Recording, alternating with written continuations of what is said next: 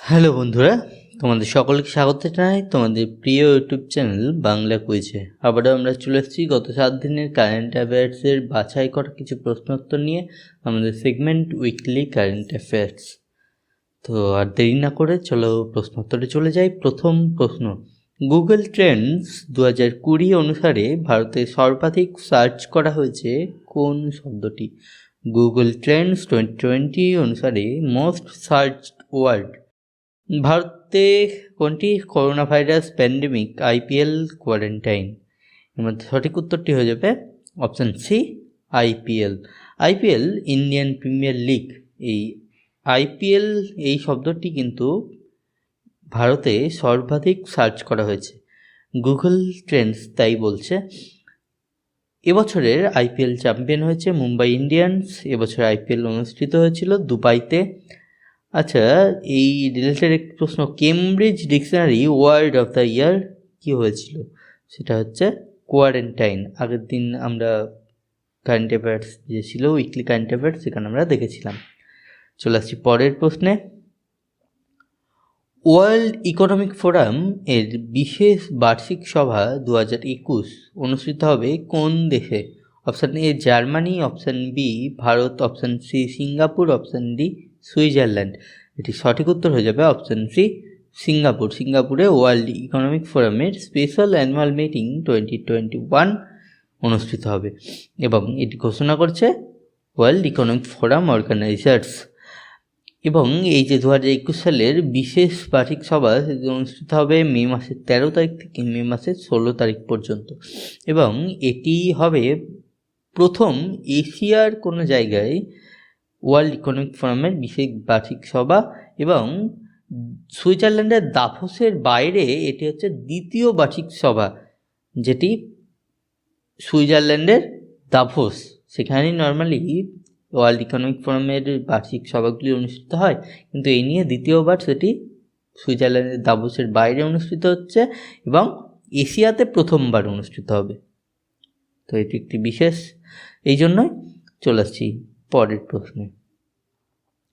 প্রথম অভারতীয় হিসাবে কে যুব গণিতজ্ঞ হিসাবে রামানুজন পুরস্কার পেলেন?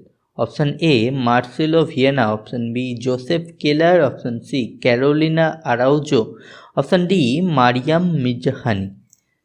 এটি সঠিক উত্তর হয়ে যাবে option C, Carolina Araujo. Doctor Carolina Araujo তিনি একজন ব্রাজিলিয়ান ম্যাথামেটিশিয়ান। তিনি এবছরের যুব গণিতজ্ঞ অর্থাৎ ইয়ং ম্যাথামেটিশিয়ান হিসাবে রামানুজন পুরস্কার পেয়েছেন। শ্রীনিবাস রামানুজন একজন বিশ্ববিখ্যাত গণিতজ্ঞ। তাঁর স্মরণে 22শে ডিসেম্বর তাঁর জন্মদিন, সেই দিনটি ন্যাশনাল ম্যাথামেটিক্স ডে হিসেবে পালন করা হয়। তো এটি একটু জিকের প্রশ্ন, ন্যাশনাল ম্যাথামেটিক্স ডে কবে পালন করা হয়? 22শে ডিসেম্বর। কেন পালন করা হয়? ওই দিনটি শ্রীনিবাস রামানুজনের জন্মদিন। তো দেখে নিলাম এবছর প্রথম অভারতীয় হিসাবে যুব গণিতজ্ঞ হয়ে রামানুজন পুরস্কার পেয়েছেন ক্যারোলিনা আরাউজো। চলে আসবো পরের প্রশ্নে। দ্বিতীয় দেশ হিসাবে কোন দেশের জাতীয় পতাকা চন্দ্রপৃষ্ঠে স্থান পেল?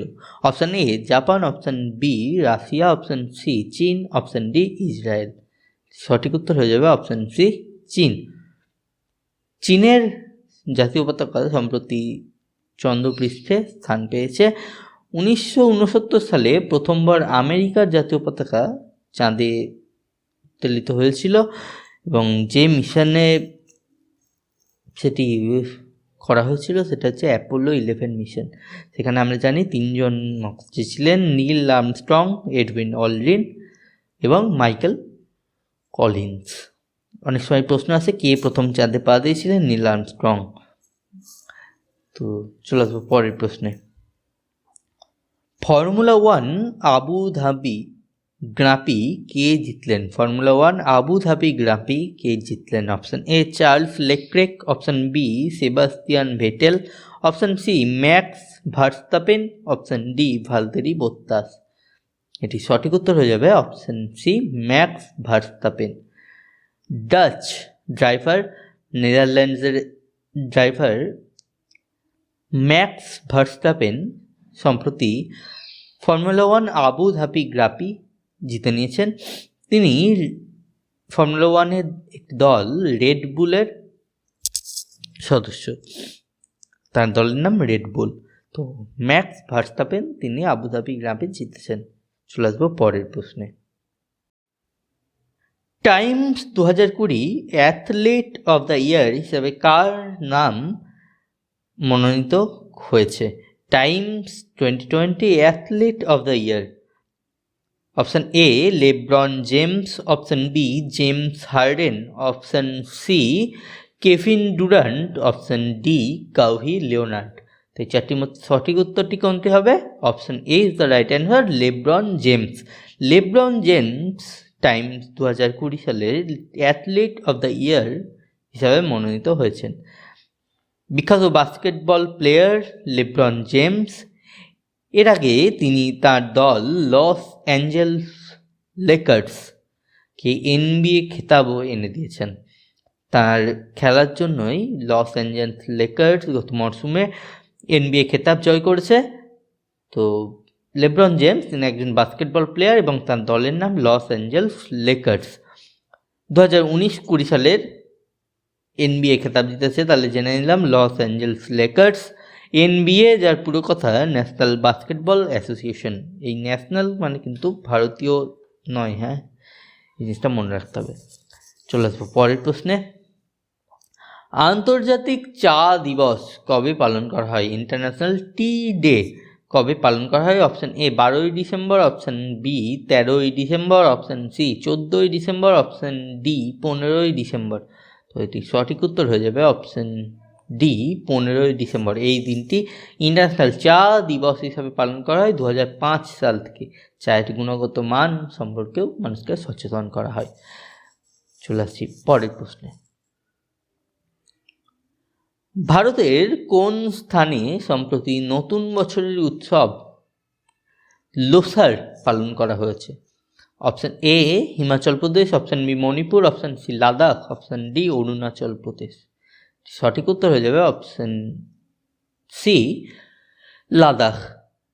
গত 15ই ডিসেম্বর 2020 লাদাখে যে বুদ্ধিস্ট অ্যাসোসিয়েশন রয়েছে তারা লাদাখি নিউ ইয়ার, লাদাখি নতুন বছর, সেইটির বিগিনিংয়ে বা শুরু উপলক্ষে লোসার উৎসবটি পালন করছে। তো লোসার উৎসব লাদাখে পালন করা হয়। বর্তমানে লাদাখের লেফটেন্যান্ট গভর্নর বা উপরাজ্যপাল হলেন RK মাথুর। তো লোসার উৎসব লাদাখ, লাদাখ কেন্দ্রশাসিত অঞ্চল হয়েছে আমরা জানি, তো সেখানে লোসার উৎসব পালন করা হলো। চলে আসবো পরের প্রশ্নে। ডিসেম্বর 2020-তে প্রকাশিত Forbes 2020's highest paid celebrity list অনুযায়ী তালিকায় শীর্ষে রয়েছেন কে? Forbes 2020's highest paid celebrity. Option A Kylie Jenner, option B Lionel Messi, option C Cristiano Ronaldo, option D Dwayne Johnson. সঠিক উত্তর হয়ে যাবে অপশান এ কাইলি জেনার। তিনি হয়ে যাচ্ছেন Forbes 2020's highest paid celebrity. Kylie Jenner হলেন Forbes 2020's highest paid celebrity. চলে আসবো পরের প্রশ্নে। পরিবর্তিত সূচি অনুযায়ী 2022 সালের ICC মহিলা একদিনের ক্রিকেট বিশ্বকাপ কোথায় অনুষ্ঠিত হবে?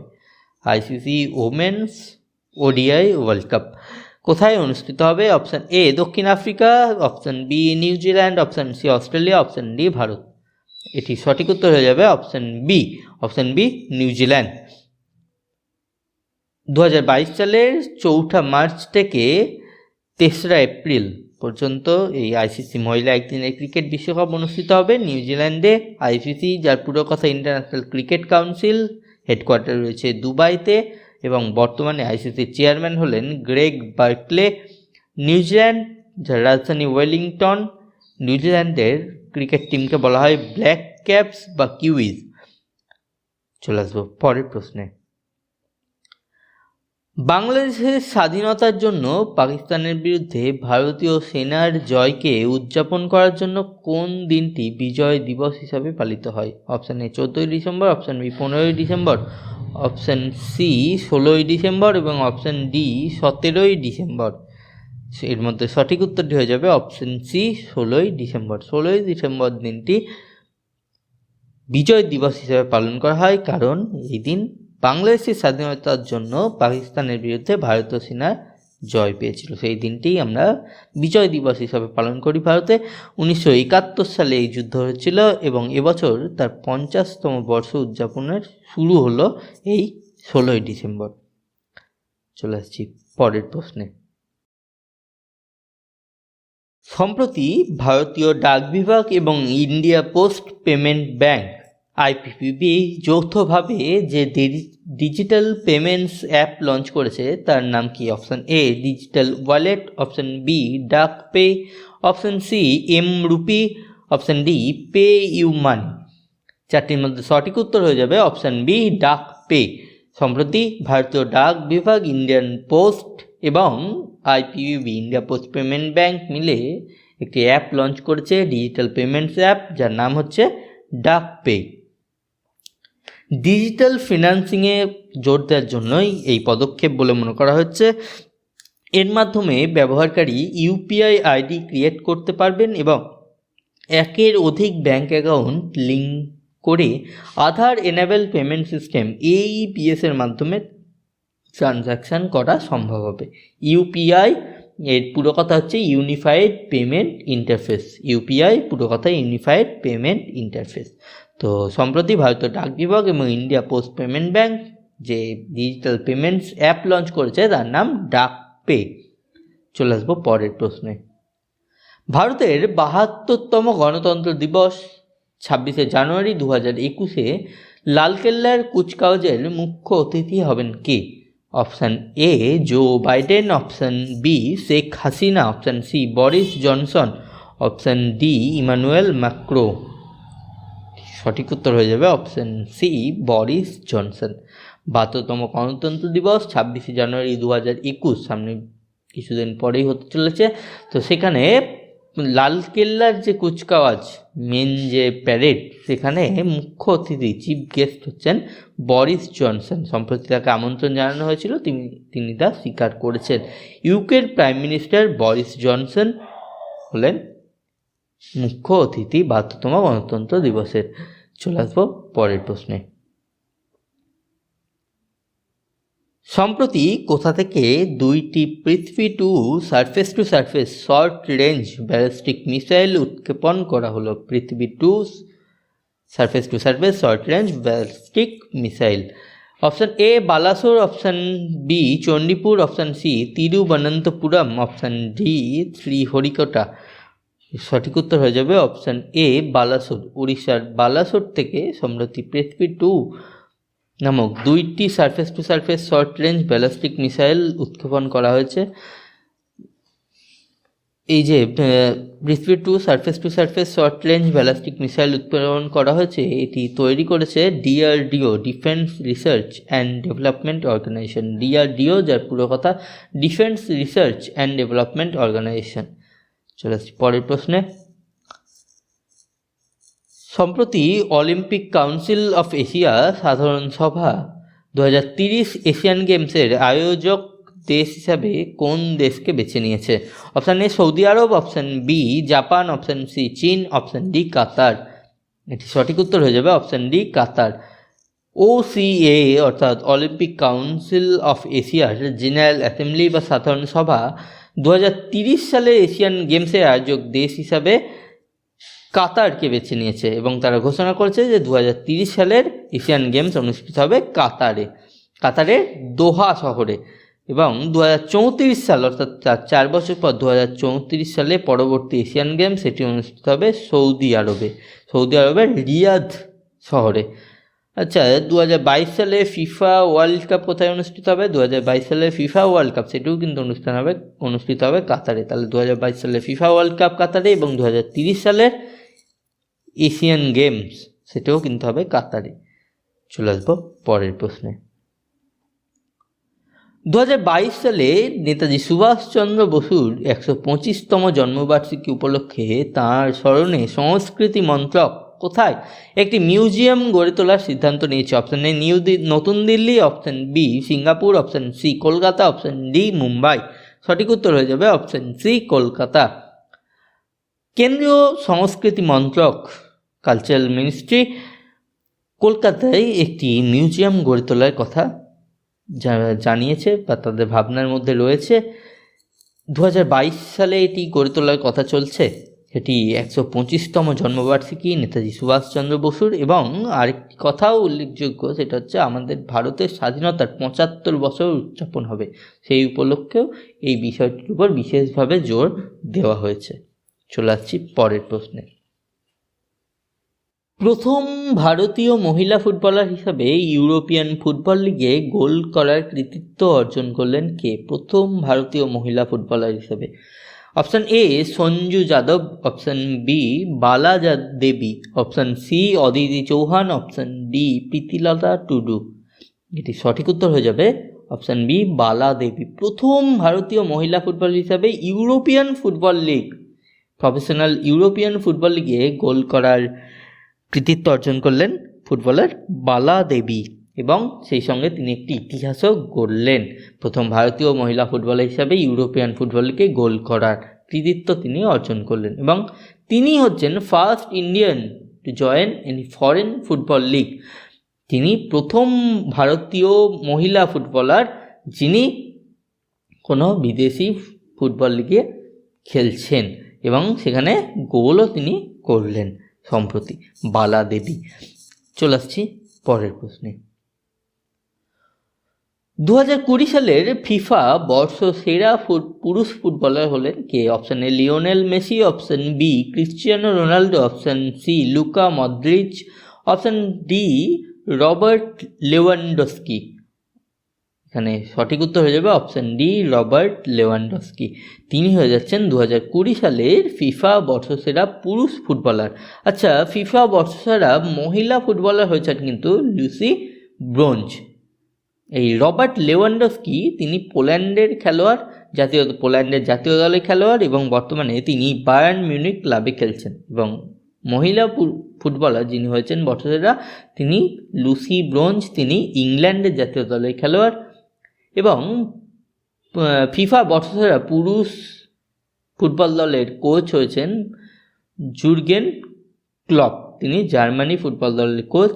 এবং পুরুষদের সেরা গোলকিপার হয়েছেন ম্যানুয়েল নুয়ের, তিনি জার্মানি জাতীয় দলের গোলকিপার, এবং তার বর্তমান ক্লাব হচ্ছে বায়ার্ন মিউনিক।